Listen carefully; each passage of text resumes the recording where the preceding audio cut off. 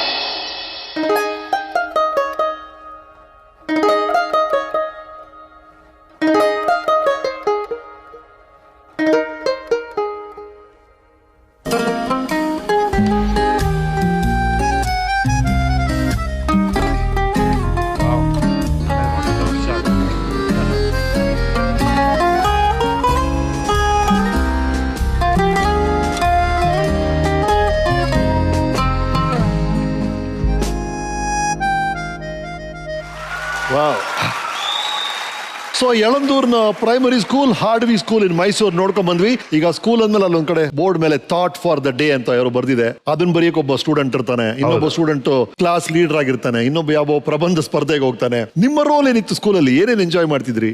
ನನಗೆ ಯಳಂದೂರಿನಲ್ಲ ನಾನು ಪೂರ್ತಿ ಕನ್ನಡದಲ್ಲಿ ಓದಿದ್ದು ಮಿಡಲ್ ಸ್ಕೂಲ್ ತನಕ. ಆರ್ಡಿಕೆ ಸ್ಕೂಲ್ಗೆ ಬಂದಾಗ ಹೈಸ್ಕೂಲ್ ಇಂಗ್ಲಿಷ್ ಮೀಡಿಯಂ ಸೇರಿಸ್ಬಿಟ್ರು. ಓಕೆ, ನಂಗೆ ಒಂದ್ ಅಕ್ಷರ ಇಂಗ್ಲಿಷ್ ಗೊತ್ತಿಲ್ಲ. ಫಸ್ಟ್ ಇಯರ್ ನನಗೆ ಏನು ಪಾಠ ಮಾಡ್ತಾ ಇದ್ರು, ಏನ್ ಹೇಳ್ತಾ ಇದ್ರು ಏನು ಅರ್ಥ ಆಗ್ತಿರ್ಲಿಲ್ಲ. ನೆಕ್ಸ್ಟ್ ದದ್ದಿ ಅಂತ ಹೊಡೆಯೋರ ತಲೆ ಮೇಲೆ ಕ್ಲಾಸ್ ಎಕ್ಸಾಮ್ ಆದಾಗ ತುಂಬಾ ಕೆಟ್ಟದಾಗ ಮಾರ್ಕ್ಸ್ ತಗೊಂಡಿದ್ದೆ. ಅಂದ್ರೆ ತಗೊಂಡೇ ಇಲ್ಲ, ಏನು ಮಾರ್ಕ್ಸೇ ಇರ್ಲಿಲ್ಲ ಆತರ. ಆಗ ನಮ್ ತಂದೆ ಬೇಡ ಇನ್ನೊಂದ್ಸರಿ ಓದು ನೀನು ಅಂತ ಮತ್ತೆ ಅಲ್ಲಿಗೆ ಸೇರ್ಸಿದ್ರು ನನ್ನ.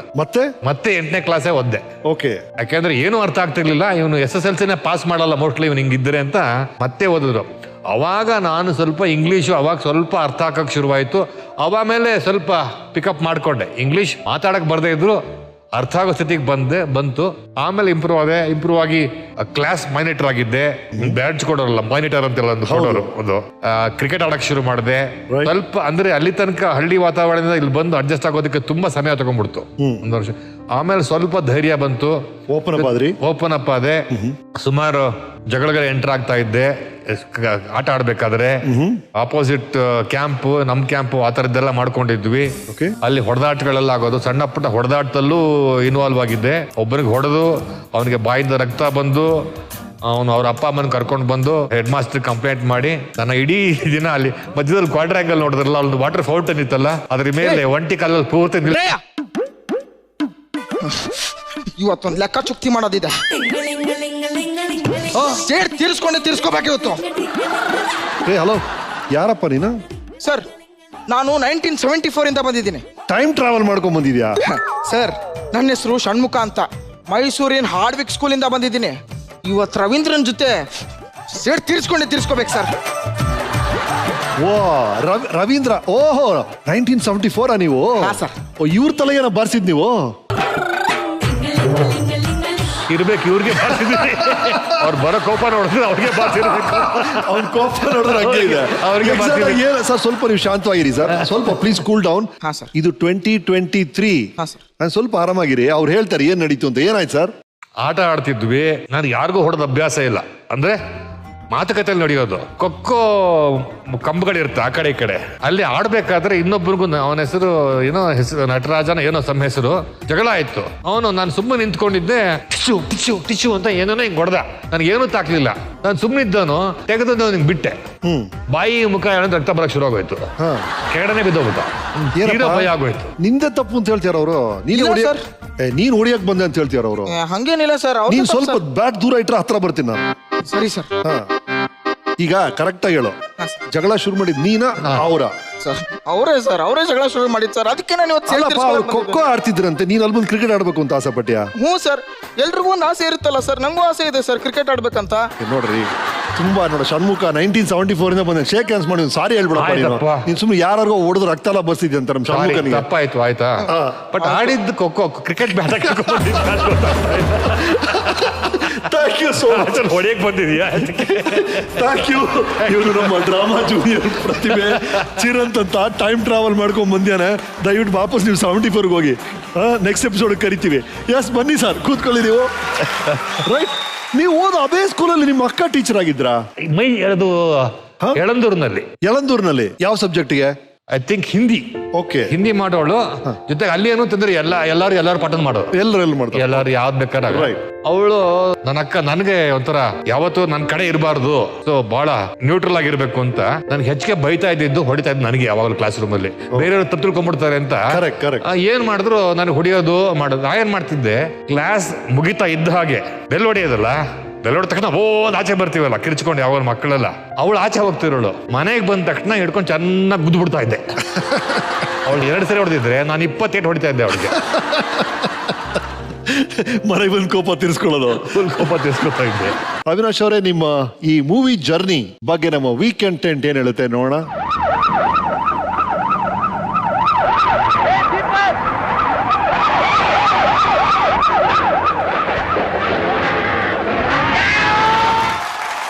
ಆಕ್ಸಿಡೆಂಟ್ ಚಿತ್ರದ ದೃಶ್ಯ. ಈ ದೃಶ್ಯಕ್ಕೂ ನಿಮಗೂ ಏನ್ ಸಂಬಂಧ ಇದೆ? ಅದರಲ್ಲಿ ನೀವಿಲ್ಲ. ಆಕ್ಸಿಡೆಂಟ್ ಚಿತ್ರಕ್ಕೆ ಶಂಕರ್ ನಾಗ್ ಅವರು ಅಶೋಕ್ ಬದ್ದಡನ್ನ ಕರೆಯೋದಕ್ಕೆ ಮುಂಚೆ ನಾನು ಮಾಡ್ಬೇಕು ಅಂತ ತುಂಬಾ ಪ್ರಯತ್ನ ಪಟ್ರು. ಓಕೆ, ನಾನು ಅಷ್ಟೊತ್ತಾಗಲೇ ಆ ತ್ರಿಶೂಲ ಸಿನಿಮಾ ಒಪ್ಕೊಂಡ್ಬಿಟ್ಟಿದ್ದೆ. ಅರುಂಧತಿ ಅವರು ಕೂಡ ಈಗ ಮಾಡಿದ್ರೆ ಚೆನ್ನಾಗಿರುತ್ತೆ ಅಂತ ಪಾಪ ಶಂಕರ್ ನಾಗ್ ತುಂಬಾ ಕೇಳ್ಕೊಂಡ್ರು. ಆದ್ರೆ ಆ ಪಾತ್ರ ಮಿಸ್ ಆಯ್ತು. ಇವಾಗಲೂ ಕೂಡ ನಂಗೆ ನೋವಿರೋದು ಆ ಪಾತ್ರ ಮಿಸ್ ಮಾಡ್ಕೊಂಡಿದ್ದೆ. ನಂತರ ನಿಮ್ಗೆ ದೊಡ್ಡ ಹೆಸರು ಕೊಟ್ಟಂತ ಚಿತ್ರ ಸಂಯುಕ್ತ. ಅದ್ ಹೇಗೆ ಅವಕಾಶ ಸಿಕ್ತು? ಬಂಧ ಮುಕ್ತ ಅನ್ನೋ ಸಿನಿಮಾ ಮಾಡಿದ್ದೆ ಕೆ ವಿ ರಾಜು ಅವರು. ನಿಮ್ಮ ಫೇವರೇಟ್ ಡೈರೆಕ್ಟರ್? ನನ್ನ favourite director K V Raju ಅವರು ಬಂಧ ಮುಕ್ತ ಅಂತ ಮಾಡಿದ್ದೆ. ಅದನ್ನ ನೋಡಿ ಅಣ್ಣ ಅವರು ಈ ಹುಡುಗ ಟ್ರೈ ಮಾಡಿ ಅಂತ ಹೇಳಿದ್ದಾರೆ ವರದಣ್ಣ ಅವ್ರಿಗೆ. ಸೊ ವರದಣ್ಣ ಅವರು ನನ್ನ ಕರೆಸಿದ್ರು ಶಿವರಾಜ್ ಕುಮಾರ್ ಮನೆಗೆ. ಶಿವಣ್ಣಂದು 4ನೇ ಸಿನಿಮಾ, ಅವ್ರ ಮನೆಗೆ ಹೋದೆ. ಶಿವಣ್ಣನು ತುಂಬಾ ಚಿಕ್ಕವರು ಅವಾಗ. ನಾನು ಕೂತ್ಕೊಂಡಿದ್ದೆ, ಶಿವಣ್ಣ ಎದುರುಗಡೆ ಕೂತಿದ್ರು. ಚಂದ್ರಶೇಖರ್ ಶರ್ಮಾ ಅವರು ಇಲ್ಲ, ಅವರು ಸ್ವಲ್ಪ ಯಾಕೋ ನನ್ಗೆ ಇಷ್ಟ ಆಯ್ತು, ಇನ್ನು ತುಂಬಾ ಸಾಫ್ಟ್ ಏನೋ ಹೇಳ್ತಿದ್ರು. ನನಗೆ ಸಿನಿಮಾ ಸಿಕ್ಕರ್ ಸಾಕು ಅಂತ ಕೆಲಸ ಬೇರೆ ಬಿಟ್ಬಿಟ್ಟಿದ್ದೀನಿ, ಈ ಸಿನಿಮಾ ಹೆಂಗಾರು ಮಾಡಿ ಸಿಕ್ಲಪ್ಪ ಅಂತ ಕೊಯ್ಕೊಂಡು ಕೂತಿದ್ದೆ. ಅಷ್ಟೊತ್ತಿಗೆ ವರದಣ್ಣ ಅವರು, ನೀವು MA ಮಾಡಿದ್ದೀರಾ? ಹ್ಞೂ ಸರ್ ಮಾಡಿದ್ದೆ. ಒಳ್ಳೆ ಹುಡುಗರಿ, ತಗೊಳ್ರಿ, ನೋಡಕ್ ಒಳ್ಳೆ ಹುಡುಗರ ತರ ಕಾಣ್ತಾರೆ, ತೊಂದರೆ ಕೊಡಲ್ಲ, ಒಪ್ಕೊಳ್ರಿ, ಅವರೇ ಮಾಡ್ಲಿರಿ ಅಂತಂದ್ರು. ಹಂಗೆ ಆ ಪಾತ್ರ ಸಿಕ್ಕಿದ್ ನನಗೆ. ರೈಟ್. ಆ ಕಾಲದಲ್ಲಿ ರವಿಯಿಂದ ಅವಿನಾಶ್ ಆಗಿದ್ದು ಯಾವ ಚಿತ್ರದಿಂದ, ಹೇಗಾಯ್ತದು? ಇದೇ ಸಿನಿಮಾ ತ್ರಿಶೂಲದಲ್ಲಿ. ಒಂದಿನ ಬೆಳಗ್ಗೆ ಎದ್ದು ಶೂಟಿಂಗ್ ಹೋದಾಗ ನಿಮ್ಮ ಹೆಸರನ್ನು ಅವಿನಾಶ್ ಅಂತ ಬದಲಾಯಿಸಿದ್ದೇನೆ ಎಂದ್ರು. ಅಯ್ಯೋ ಏನಿದು ಅನ್ಕೊಂಡೆ, ಬಟ್ ಹೇಳೋ ತಾಕತ್ತಿಲ್ಲ. ಸುಂದರ ಇದ್ದ, ಸುಂದರರಾಜ್. ಚೆನ್ನಾಗಿದೆ ಕಣ, ಇರ್ಲಿ ಕಡೆ ಬೇಡ ಅಂತಂದ. What is there in name? Rose by rose would smell as sweet by any other name ಅಂತ ಒಪ್ಕೊಂಡ್ರಿ. ಅವಿನಾಶ್ ಆಗಿ 500 ಚಿತ್ರಗಳನ್ನ ಮಾಡಿದಿರಿ.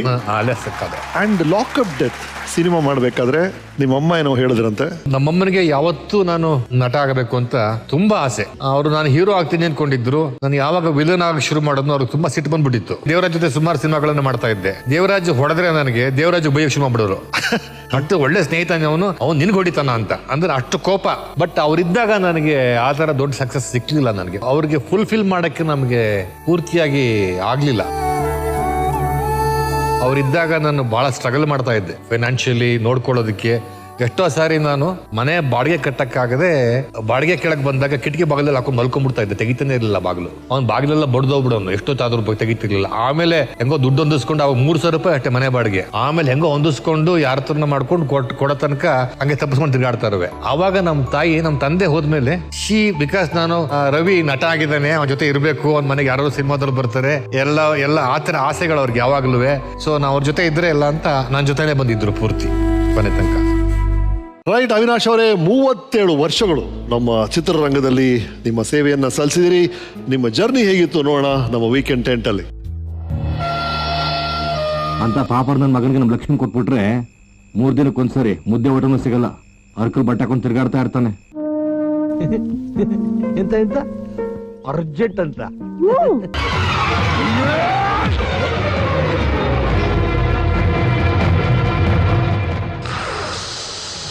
ನೀನು ಅವನ್ನ ಸಾಯಿಸಿದ ಮೇಲೆ ಈ ದೇಹನ ಬಿಟ್ಟು ಹೊರಟೋಗ್ತೀಯಾ?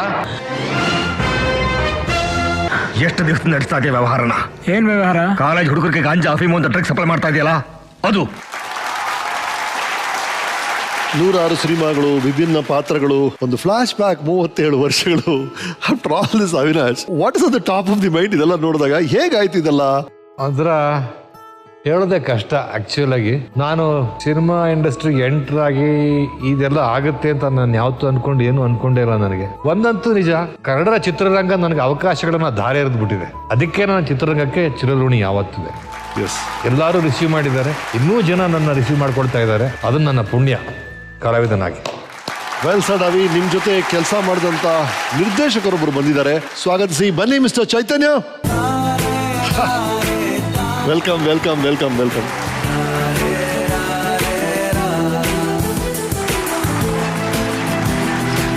S Chaitanya, 2 sensible people of Kannada film industry. ಹೇಳಿ, ಸೆಟ್ ಅಲ್ಲಿ ನೀವು ಗಮನಿಸಿರ್ತೀರಿ, ಒಬ್ಬ ಆಕ್ಟರ್ ಆಗಿ as a human being Avinash ಬಗ್ಗೆ ನಿಮ್ಗೆ ಇರುವಂತ ಎಕ್ಸ್ಪೀರಿಯನ್ಸಸ್? ಸುಮಾರು 32 ವರ್ಷದಿಂದ ಪರಿಚಯ. ನಾನು ಸ್ಟೂಡೆಂಟ್ ಆಗಿದ್ದಾಗ ಮೊದಲನೇ ಸತಿ ಪ್ರಕಾಶ್ ಬೆಲ್ವಾಡಿ ಅವರು ಮ್ಯಾಂಗೋಸ್ ಅಂತ ಒಂದು ಢಾಬಾ ಇತ್ತು ಬನಶಂಕರಿಲಿ, ಅಲ್ಲಿ ಕರೆದ್ರು. ಆಗ ಅವ್ರನ್ನ ಮೀಟ್ ಮಾಡಿದ್ದೆ.